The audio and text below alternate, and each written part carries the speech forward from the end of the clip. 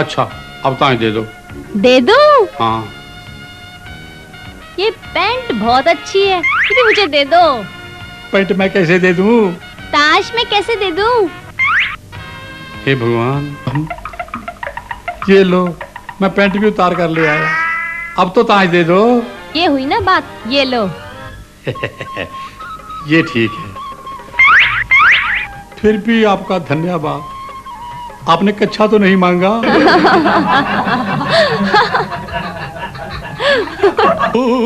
Soldier! Yes, sir. What is this? Sir. Where were you? Sir, I brought cards for you. Cards? Yes. Where is your uniform I am asking from you? Sir, I lost in exchange of it. Exchange? Yes. Very good. Very good. Handmade? Handmade. Portrait? Yes, sir. Who has made it? I don't know, sir. I got it from the boys. From boys? Yes. For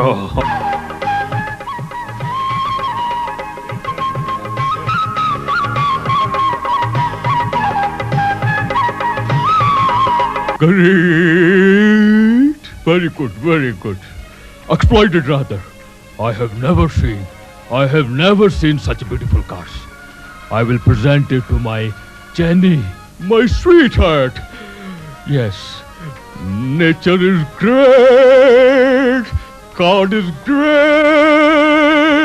Sir. Yes. He is the boy who gave me the cards. Oh, good. बहुत खुश हुआ तुमको देखकर। आपको देखकर बहुत खुश हुए हैं हमारे साहब। Who has made it? Just ask him, sir. Oh. ये ताश किसने बनाई है? मैंने बनाई है। Sir, he says he has made it. Oh, what is his name? तुम्हारा नाम क्या है? मेरा नाम है Atmaram. Sir, he says my name is Atma. Atmaram. Atmaram. Good. We must pay something to him. ये कहते हैं हम कुछ पैसे देना चाहते हैं। हम भारतीय अपनी कला बेचते नहीं। Sir, he says we Indian don't sell our culture and art. Very good. I am really very happy. Such a fine thought. Such a splendid philosophy. I have never seen in my whole life. Very good. I am really very happy. I will pay some reward to him. Yes. वो इस तोहफे का आपको कुछ देना चाहते हैं, इसके बदले में कुछ पैसा देना चाहते हैं। हम अपने दिए हुए तोहफे की कीमत नहीं लेते। Sir, he says we don't want to get anything for the gift we have given. I see. Very good. I am really very happy. He will be a great man one day. ये बहुत बड़ा आदमी होगा। तू बहुत बड़ा आदमी बनेगा। बहुत। नमस्कार।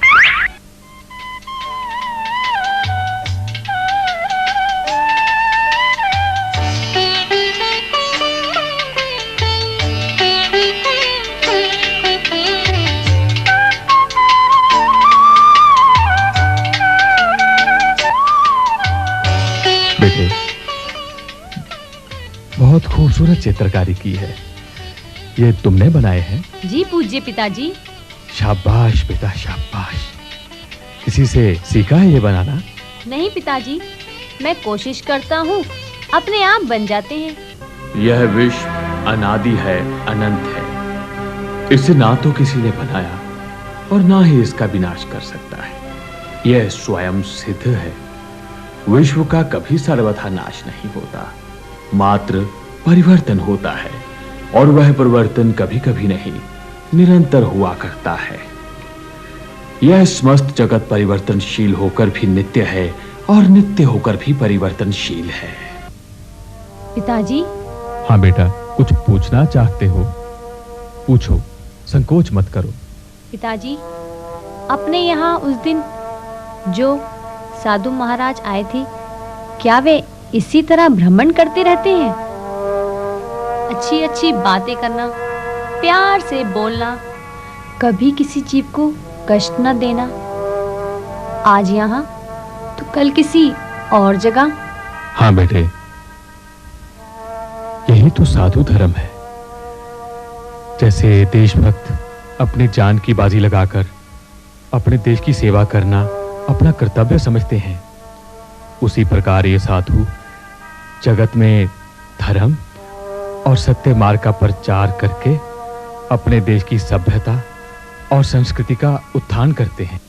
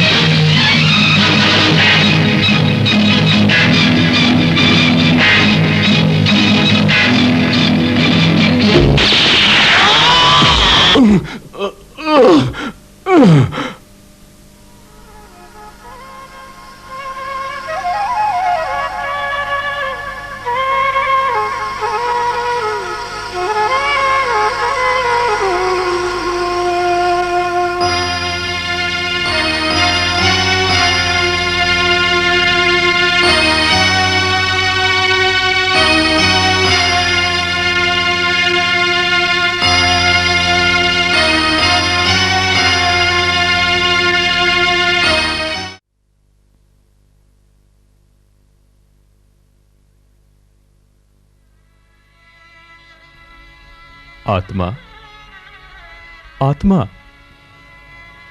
जी पिताजी। बेटे, मैं तुमसे कुछ कहना चाहता हूं, लेकिन कैसे कहूं, कुछ समझ में नहीं आता बेटे। हाँ बेटे, खबर मिली है कि तुम्हारे पिताजी गणेश चंद अब इस दुनिया में नहीं रहे।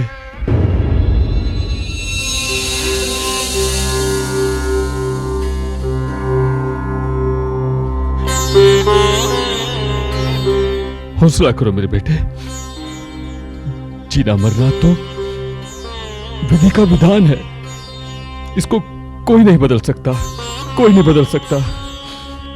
फिर वो तो देश के लिए ही।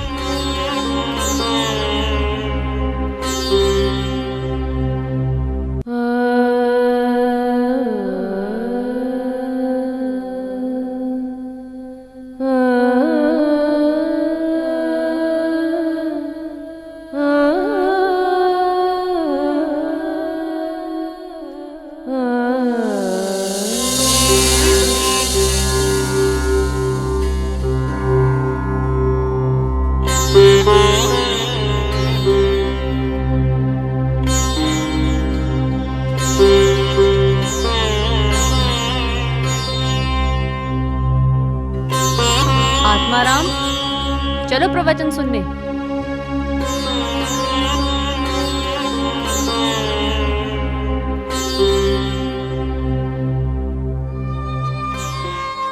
यह विश्व पृथक से और कुछ नहीं है। 6 द्रव्यों के समुदाय को ही विश्व कहते हैं। वह 6 द्रव्य हैं: जीव, पुद्गल, धर्म, अधर्म, आकाश और काल। जीव को छोड़कर बाकी 5 द्रव्य अजीव हैं। इस तरह ये सारा जगत चिरचिरात्मक है। जीव द्रव्य अनंत हैं और पुद्गल द्रव्य उनसे भी अनंत हैं। धर्म, अधर्म, आकाश द्रव्य एक एक हैं। काल द्रव्य असंख्यात हैं। ज्ञान, दर्शन, स्वभावी आत्मा को जीव द्रव्य कहते हैं। जिसमें स्पर्श, रस, गंध और वर्ण पाया जाए वह पुद्गल है। जितना इंद्रियों के माध्यम से दृश्यमान जगत है वह सब पुद्गल है।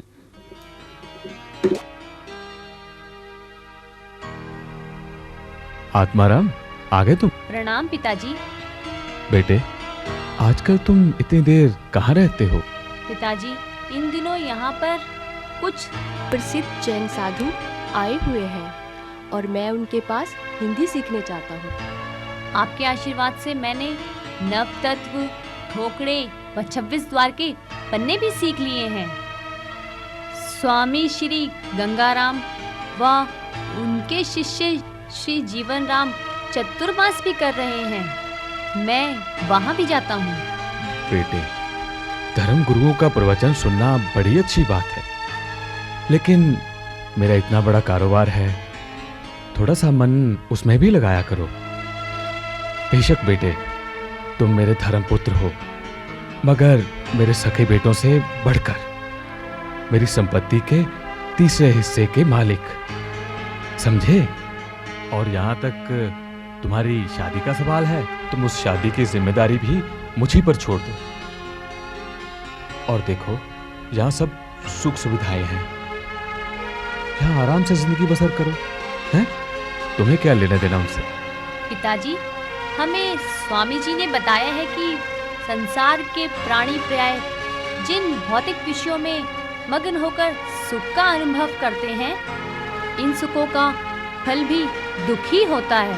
उन्होंने बताया है कि वास्तविक सुख भोग में नहीं, बल्कि स्वार्थ को सर्वथा छोड़कर दूसरों का भला करने में है। इसलिए मैंने पिताजी दीक्षा लेने का फैसला किया है, ताकि मैं सच्चा ज्ञान प्राप्त कर अपना और दूसरों का कल्याण कर सकूं।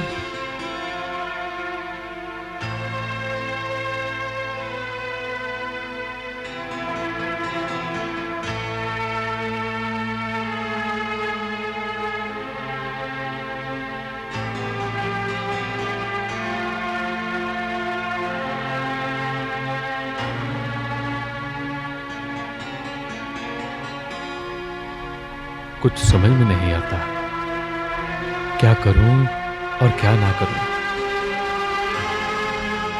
अगर आत्माराम की बातें सुनता हूं तो लगता है कि उसका जन्म इस दुनिया को सत्य मार्ग दिखाने के लिए हुआ है। अगर अपने दोस्त गणेश चंद्र को दिए हुए वचन पर जाऊं तो सोचता हूं कहीं आत्माराम को दीक्षा लेने की आज्ञा देकर कोई गलती ना कर बैठूं।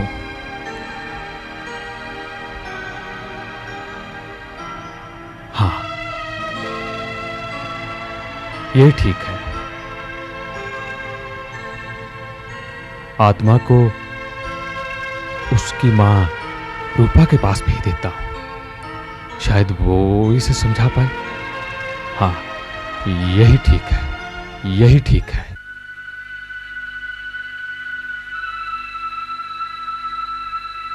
कितने अरसे के बाद मिले हो बेटा,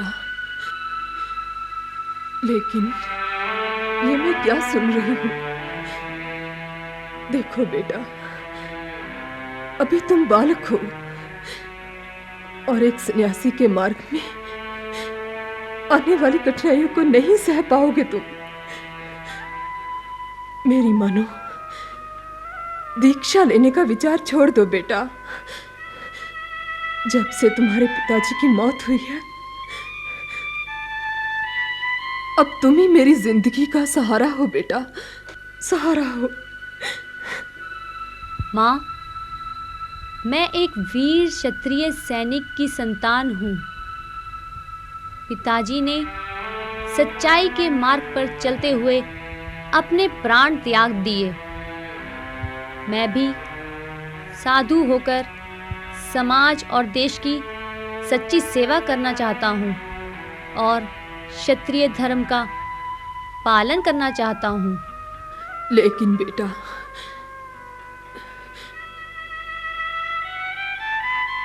मैंने तुम्हें अपना दूध पिलाया है,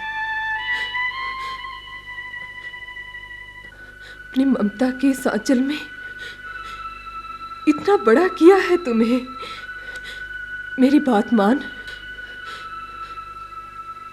और उस मार्ग पर जाने का विचार छोड़ दे बेटा। देख, अपनी माँ की तरफ देख। वास्ता है अपनी माँ के प्यार का।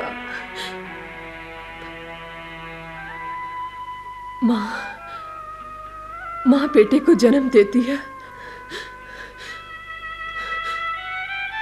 तो उसका ऋण भी बेटे को चुकाना पड़ता है। और आज वो ऋण तुम्हें चुकाना होगा आत्मा, तुम्हें भी चुकाना होगा। माँ, मेरी प्यारी माँ, मुझे तो भारत की हजारों माताओं का ऋण चुकाना है।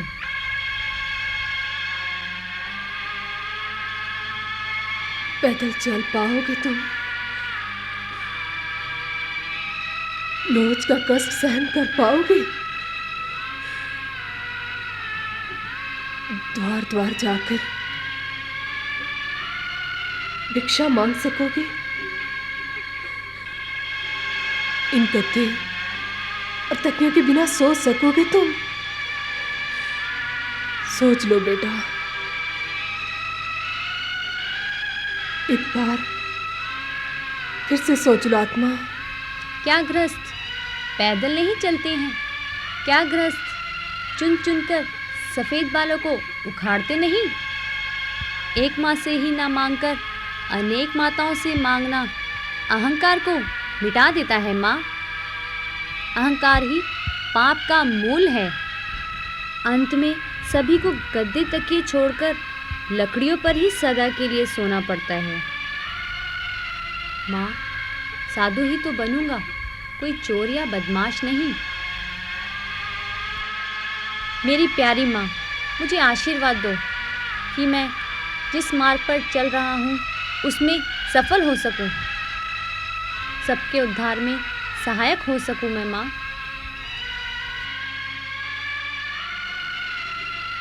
जैसी तुम्हारी मर्जी बेटा।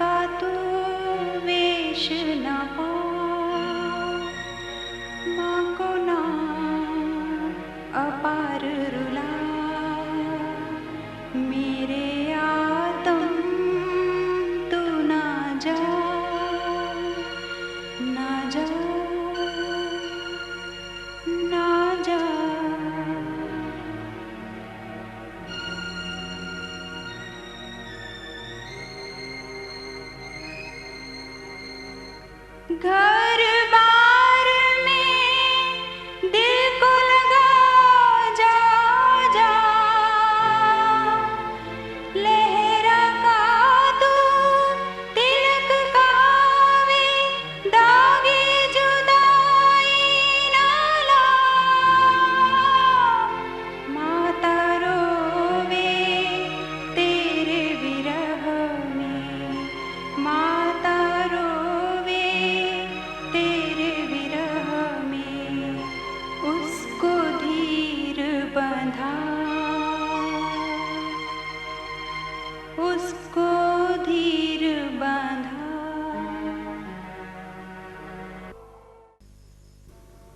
इस समय संवत 1910 चल रहा है। मार्गशीर्ष मास भी सर्वोत्तम है। आहा हा हा। इस माह में शुक्र पक्ष की पंचमी के दिन, वाह, सभी ग्रह और नक्षत्र अपने सर्वोत्तम स्थान पर आएंगे। वाह वाह। ज्योतिष शास्त्र के अनुसार यह शुभ मुहूर्त तो किसी भी मांगलिक कार्य के लिए सर्वोत्तम है। आहा। और बेटा, साधुत्व ग्रहण करना तो सबसे उत्तम कार्य है।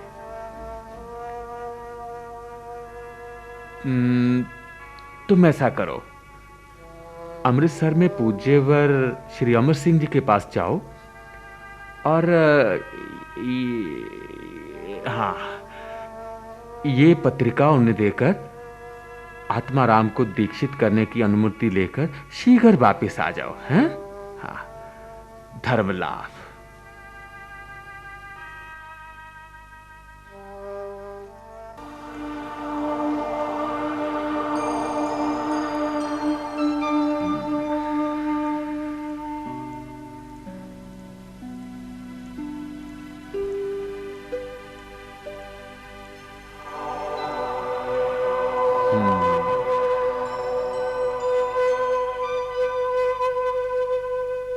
है बाधा के कुछ क्षण शेष,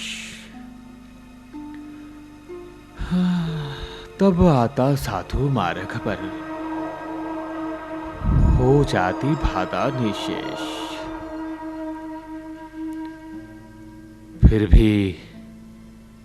फिर भी अगर अनुरोध प्रबल है तो दीक्षित हो जाने दो। संयम पथ के महापथिक को संयम पथ पर आने दो। आत्मा में ही रमण करेगा। जैन संत बन आत्मा राम, अमर साधना के पथ पर चल, अमर करेगा अपना नाम। सत्य प्राप्ति हित डट जाएगा, कर लेगा पूरा संघर्ष। मानेगा वह हमेशा ही जो आगम का हो निष्कर्ष, जो आगम का हो निष्कर्ष, जो आगम का हो निष्कर्ष। हाँ।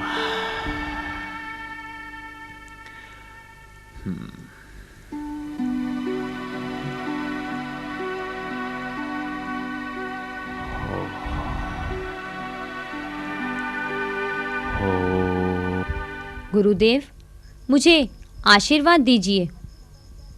मैं सत्य मार्ग का पथिक बनकर जैन धर्म की सेवा कर सकूं। सन 1853 में पंजाब के मालेरकोटला शहर में आत्माराम जी को गुरु जीवन राम जी ने दीक्षा दी।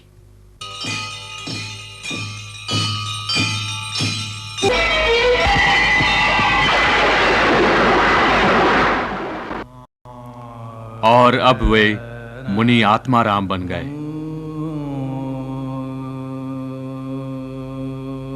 अगले 5 चातुर्मास उन्होंने सिरसा, सरगथला, जयपुर और नागौर में करते हुए उत्तराध्ययन, औपातिक सूत्र, अचारांग सूत्र, अनुयोग द्वार और सूत्र कृतांग का पठन किया।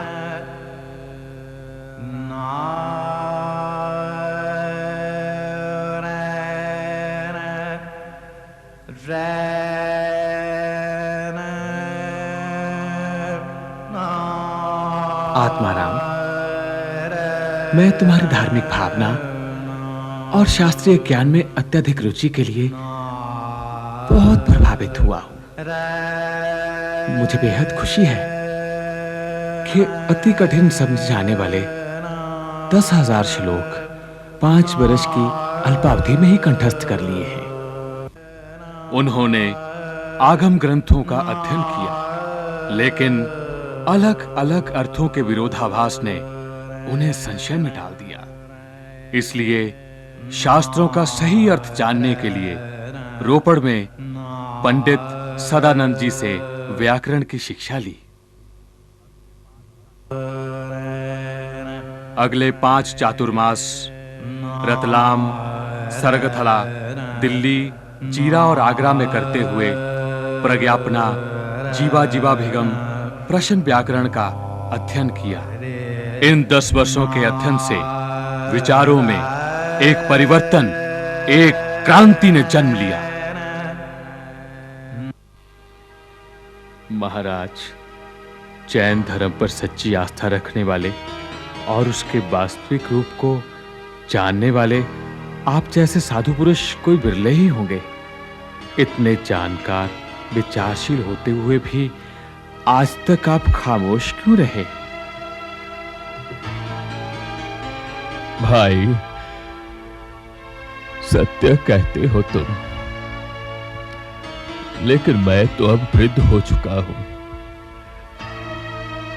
इतने बड़े समाज को बाकी रही उम्र में शायद चर्चा नहीं दे सकता।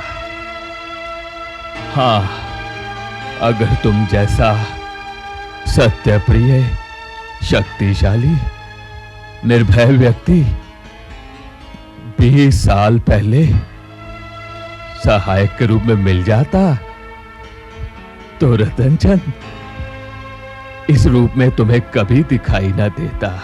महाराज, आपसे मुझे जो आशीर्वाद मिला है उससे मेरी रही सही कमजोरी भी जाती रही है। अब मुझे आगामी कार्यक्रम बनाते हुए कोई अड़चन नहीं आएगी।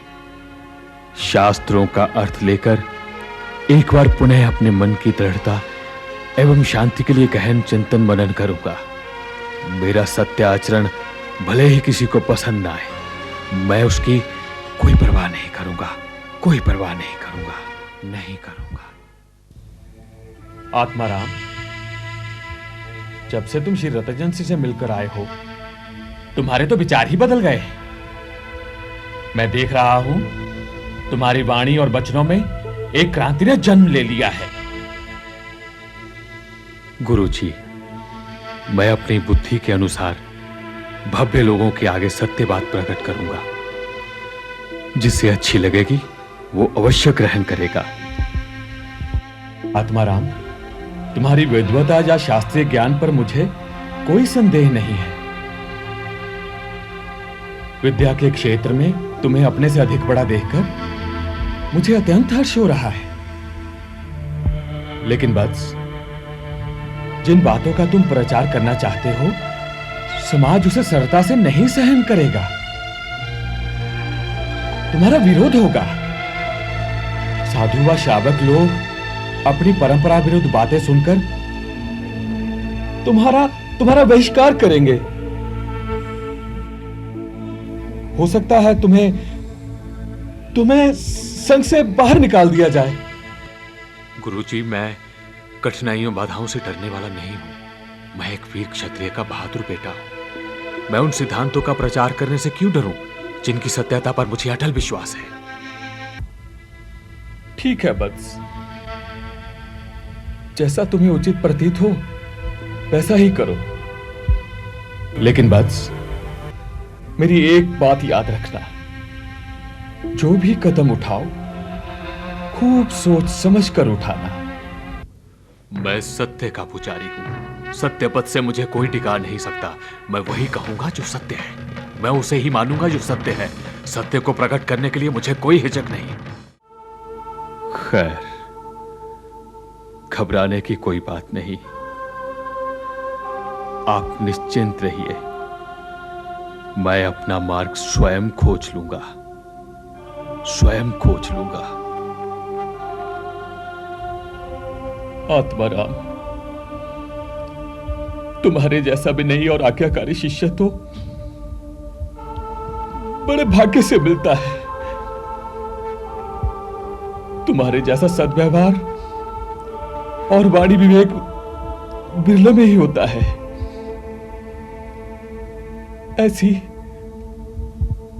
ऐसी विषम परिस्थिति में भी तुमने मेरे प्रति विनय भाव बनाए रखा है। सचमुच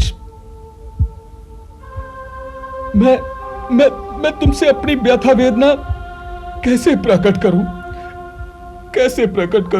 कैसे? आप यूं अपना दिल छोटा ना कीजिए गुरुवर।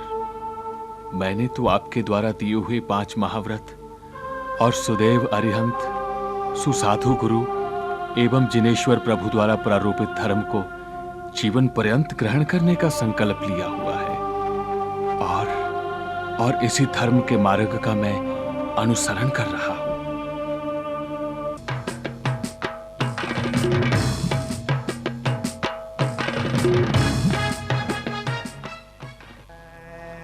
ईस्वी सन 1864 से लेकर 1872 के चौमासे मालेरकोटला, सिरसा, होशियारपुर, बिनौली, बड़ौत, लुधियाना और जीरा में संपन्न हुए। आतम बावली की रचना की, नए विचारों का संचार करके 20 साधु और 7000 श्रावकों का संगठन मजबूत किया। ईस्वी सन 1873 में अंबाला में जिन चौबीसी की रचना की और 1874 का चौमासा होशियारपुर में संपन्न करने के पश्चात गुजरात यात्रा जाते समय हांसी में संवेगी बाणा ग्रहण कर लिया और गुजरात की ओर प्रस्थान किया।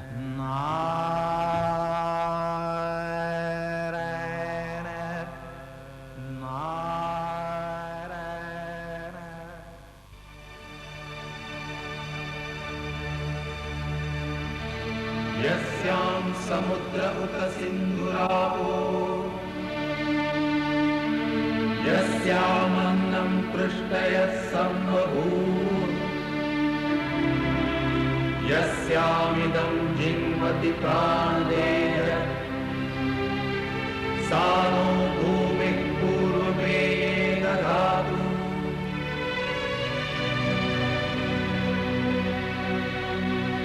विश्वम्भरा वसुधानी प्रतिष्ठा हिरण्यवक्षा जगतो निवेशनी वैश्वानरं बिभ्रति भूमिरग्निम् इन्द्रवृषभाद्रविणेनो दधातु।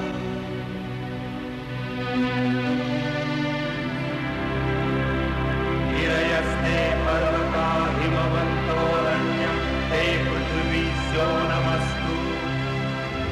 वक्रुं कृष्णां रोहिणीं विश्वरूपां ध्रुवां भूमिं पृथिवीं इन्द्रगुप्ता। आप जहां भी जाते लोग आपके क्रांतिकारी विचार सुनकर प्रभावित हो जाते। आपके श्रावकों की गिनती बढ़ती गई।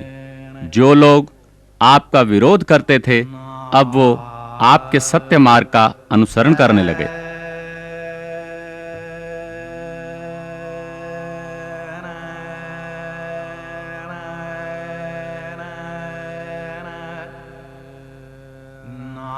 मुझे बहुत खुशी है बिशन चंद जी, आपके 12 और जोगनराज जी के 8 साधुओं ने नगर नगर गांव-गांव जाकर शुद्ध श्राद्धान का प्रचार करके हजारों श्रावक प्रभावित किए हैं। यह हमारे मिशन की बहुत बड़ी सफलता है, लेकिन भविष्य में इससे भी अधिक मेहनत और निष्ठा से सत्य धर्म का प्रचार करना है। महाराज, सुना है आप सभी धर्मों का समान रूप से आदर करते हैं, तो फिर मर्यादा पुरुषोत्तम श्री रामचंद्र जी को नमस्कार क्यों नहीं करते? मैं क्या, जैन दिन में कई बार उन्हें नमस्कार करते हैं। जैन शास्त्रों के अनुसार श्री रामचंद्र जी ने मोक्ष प्राप्त किया था और हम सभी मुक्त आत्माओं को सिद्ध मानते हैं।